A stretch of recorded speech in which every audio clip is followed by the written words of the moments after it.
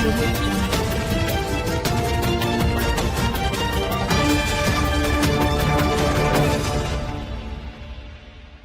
मैं प्रिया, आप देख रहे हैं आंचलिक खबरें। अपनों की खबर आप तक। आइए नजर डालते हैं दिन भर की टॉप 10 पर।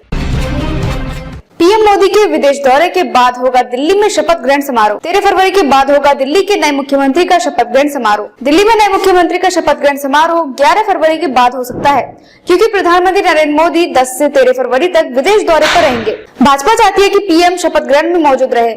नए मुख्यमंत्री को लेकर पार्टी में मंथन जारी है।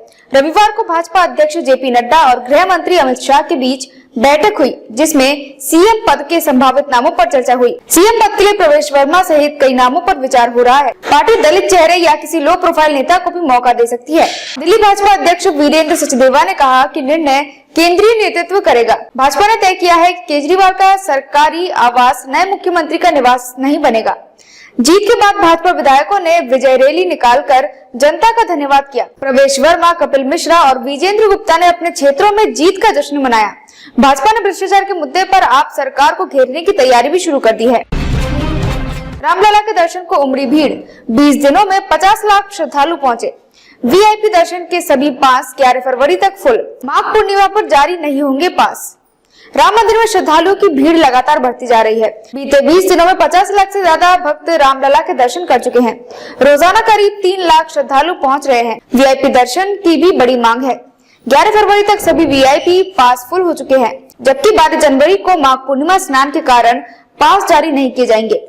श्रद्धालुओं की बढ़ती संख्या को देखते हुए दर्शन का समय बढ़ाया गया है। शनिवार को मंदिर सुबह 5 बजे से रात 12 बजे तक खुला रहा। आम दिनों में मंदिर सुबह 5 बजे खुलकर रात 11 बजे तक दर्शन के लिए खुला रहता है। मंगला आरती सुबह 4 बजे होती है। राम मंदिर में हर दिन करीब 4000 लोग वीआईपी दर्शन करते हैं। मंदिर ट्रस्ट ने वीआईपी दर्शन के लिए 7 स्लॉट तय किए हैं, जिनकी बुकिंग 2-3 दिन पहले ही पूरी हो जाती है। वहीं रामकुलेला से राम जन्मभूमि पथ की सड़क का निर्माण कार्य जारी है, जिससे भीड़ नियंत्रण में चुनौतियां बढ़ गई है। फ्लडलाइट खराबी से कटक। वनडे 30 मिनट तक बाधित। खेल मंत्री ने मांगा स्पष्टीकरण। तीसरा वनडे अहमदाबाद में। भारत की नजरें सीरीज क्लीन स्वीप पर। भारत ने कटक के बाराबाती स्टेडियम में खेले गए दूसरे वनडे में इंग्लैंड को 4 विकेट से हराकर 3 मैचों की सीरीज में 2-0 की अजय बढ़त बना ली है। इंग्लैंड ने पहले बल्लेबाजी करते हुए 304 रन बनाए, जिसमें बेन डकेट और जॉ रूट ने अर्धशतक लगाए। जवाब में रोहित शर्मा के शानदार शतक 119 रन की बदौलत भारत ने 44.3 ओवर में 308 रन बनाकर जीत दर्ज की। शुभमन गिल ने 60 रन और अक्षय पटेल ने नाबाद 41 रन बनाए। मैच के दौरान फ्लडलाइट खराबी के कारण खेल की करीब 30 मिनट तक रोका गया। खेल मंत्री सूर्यवंशी सूरज ने इसे गंभीर मामला बताते हुए ओडिशा क्रिकेट संघ से स्पष्टीकरण मांगा। ओसी सचिव संजय बेहरा ने तकनीकी दिक्कत की जानकारी दी। फिरदौस ने घटना की जांच की मांग की। अब तीसरा और आखिरी वनडे 12 फरवरी को अहमदाबाद में खेला जाएगा, जहां भारत क्लीन स्वीप के इरादे से उतरेगा। हिमाचल के 11 जिलों में सोमवार मंगलवार को भारी बर्फबारी का अलर्ट।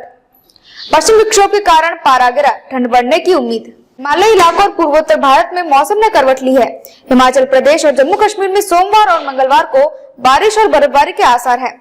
पूर्वोत्तर के राज्यों अरुणाचल प्रदेश, सिक्किम और असम में 14 फरवरी तक बारिश और कुछ इलाकों में बर्फबारी हो सकती है। मौसम विभाग के मुताबिक अरुणाचल प्रदेश में 15 फरवरी तक हल्की बारिश और बर्फबारी की संभावना है। 11 से 13 फरवरी के बीच तेज हवा और बिजली कड़कने के साथ भारी बारिश हो सकती है। वहीं असम, नागालैंड, मिजोरम और त्रिपुरा में 10 से 14 फरवरी के दौरान हल्की बारिश और बर्फबारी हो सकती है। पश्चिम विक्षोभ के असर से हिमालय के किन्नौर, लाहौर स्पीति, शिमला, कुल्लू और चंबा जैसे जिलों में ठंड बढ़ेगी। अधिकतम तापमान में 3 से 4 डिग्री की गिरावट आ सकती है। कुछ जगहों पर न्यूनतम तापमान 0 से नीचे दर्ज हुआ है। उत्तर प्रदेश में बदला मौसम। दिन में बड़ी तपिश, रात की ठंड बरकरार। लखनऊ में पारा चढ़ा, 28.1 डिग्री सेल्सियस तक पहुंचा अधिकतम तापमान। उत्तर प्रदेश में मौसम ने करवट ली है और ज्यादातर इलाकों में धूप की तपिश फिर से महसूस होने लगी है। रविवार को ठंडी और तेज पछुआ हवाओं की रफ्तार घटने से दिन के तापमान में हल्की बढ़ोतरी दर्ज की गई।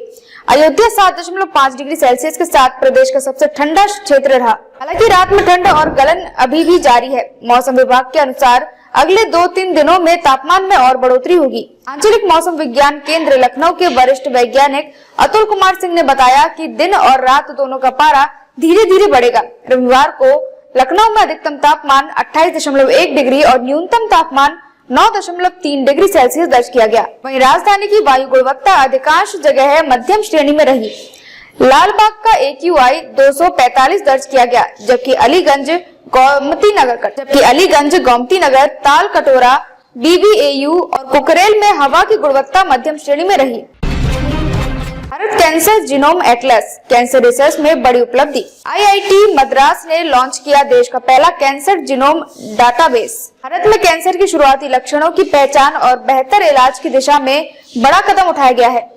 IIT मद्रास ने Bharat cancer genome Atlas launch किया है, जो देश का पहला कैंसर जीनोम डाटाबेस है। ये डाटाबेस कैंसर रिसर्च को नई दिशा देने में सहायक होगा। वैज्ञानिकों का कहना है कि भारत में कैंसर के मामले तेजी से बढ़ रहे हैं, लेकिन इसके जीनोम पर पर्याप्त शोध नहीं हुआ है, जिससे प्रभावी दवाएं और डायग्नोस्टिक किट विकसित नहीं हो पाई।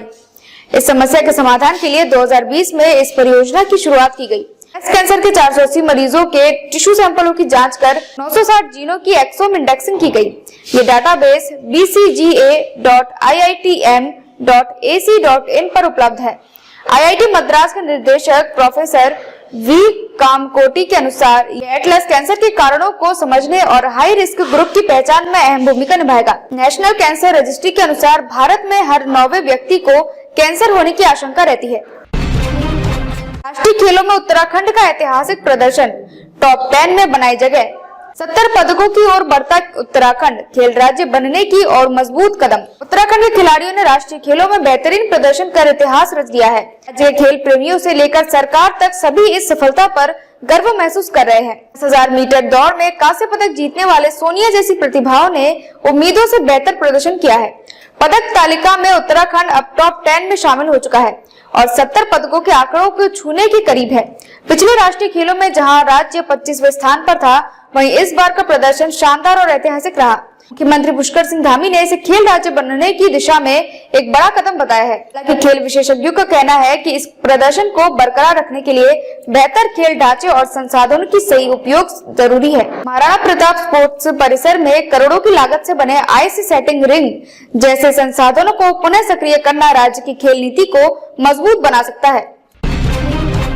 लड्डू में मिलावट की जांच तेज, CBI ने 4 आरोपी गिरफ्तार किए। सुप्रीम कोर्ट के आदेश पर CBI जांच, लड्डू में मिलावट घी का मामला गरमाया। तिरुपति बालाजी मंदिर के प्रसिद्ध लड्डू में मिलावट घी का मामला तूल पकड़ने के बाद सरकार ने इसकी जांच CBI को सौंपी। CBI की SIT ने कार्रवाई करते हुए 4 लोगों को गिरफ्तार किया है। इन पर लड्डू प्रसादम में मिलावट घी के उपयोग का आरोप है। श्री वेंकटेश्वर स्वामी मंदिर में प्रसाद के रूप में दिए जाने वाले लड्डू में मिलावट का मामला पिछले साल सामने आया था, जिसे लेकर सुप्रीम कोर्ट ने जांच के आदेश दिए थे। मंदिर प्रबंधन तिरुमला तिरुपति देवस्थानम ने तब घी में जानवरों की चर्बी और मछली के तेलों की मिलावट के आरोपों को नकारते हुए शुद्धता सुनिश्चित करने का भरोसा दिलाया था। SIT ने जांच के दौरान तमिलनाडु की एक डेयरी में बने घी के नमूने भी जांच की। केंद्रीय खाद्य मंत्री प्रहलाद जोशी ने कहा कि मामले की पूरी जांच होगी और दोषियों को सजा दी जाएगी। आस्था के साथ धोखा बर्दाश्त नहीं होगा। बिहार भूमि सर्वर समस्या के चलते ऑनलाइन स्वघोषणा सेवा 22 जनवरी तक बंद। भूमि सर्वे में तकनीकी दिक्कत, रियायतों के लिए ऑफलाइन व्यवस्था शुरू। बिहार में भूमि सर्वे का काम तकनीकी दिक्कतों के कारण प्रभावित हो गया है। ऑनलाइन स्वघोषणा और वंशावली जमा करने की प्रक्रिया फिलहाल बंद कर दी गई है। सर्वर की समस्या के मद्देनजर भू अभिलेख एवं परिमाप निदेशालय ने अस्थायी रूप से ऑफलाइन व्यवस्था शुरू की है। जनवरी से ये सेवा दोबारा शुरू होगी। रैयत अब अंचल स्तर पर लगे विशेष सर्वेक्षण शिविरों में जाकर दस्तावेज जमा कर सकते हैं। सर्वर सुधार के लिए 9 प्रमंडलों के लिए अलग अलग सर्वर बनाए जा रहे हैं। जबलपुर, पूर्णिया और मुंगेर के सर्वर अलग कर दिए गए हैं। शेष प्रमंडलों के लिए काम जारी है। 31 मार्च तक स्वघोष जमा करने की अंतिम तारीख है। अभी तक 78 लाख रैयतों ने अपने दस्तावेज जमा किए हैं। सर्वेक्षण कार्यों की समीक्षा के दौरान नक्शों की स्थिति, ATS मशीन की उपलब्धता और विशेष सर्वेक्षण नक्शों की आपूर्ति को लेकर जरूरी निर्देश जारी किए गए हैं। 2023 तक भारत का व्यापार 1.8 लाख करोड़ डॉलर तक पहुंचने की उम्मीद। भारत बनेगा वैश्विक आपूर्ति श्रृंखला का केंद्र, BCG रिपोर्ट। 2033 तक भारत का कुल व्यापार 1.8 लाख करोड़ डॉलर तक पहुंच सकता है। 6.4% की सालाना चक्रवृद्धि दर से बढ़ने का अनुमान है। बोस्टन कंसल्टिंग ग्रुप की रिपोर्ट के अनुसार ये उछाल भारत के उत्पादन केंद्र के रूप में उभरने, चीन से परे आपूर्ति श्रृंखला में विविधता लाने की चाहत का नतीजा होगा। रिपोर्ट में कहा गया कि सरकार की प्रोत्साहन योजनाएं बुनियादी ढांचे में सुधार कम लागत वाला विशाल कार्यबल भारत की स्थिति को मजबूत कर रहे हैं। अमेरिका के साथ व्यापार अगले दशक में दोगुना होकर 116 अरब डॉलर तक पहुंचने की उम्मीद है। यूरोपीय संघ, आसियान और अफ्रीका के साथ व्यापार 80% बढ़ सकता है, जबकि ऑस्ट्रेलिया और दक्षिण कोरिया के साथ 3 गुना वृद्धि का अनुमान है। भारत की वैश्विक आपूर्ति श्रृंखला में भूमिका मजबूत हो रही है, विशेषकर सूचना प्रौद्योगिकी, फार्मास्यूटिकल और विनिर्माण क्षेत्रों में। अब तक के लिए बस इतना ही। देखते रहिए आंचलिक खबरें, अपनों की खबर आप तक।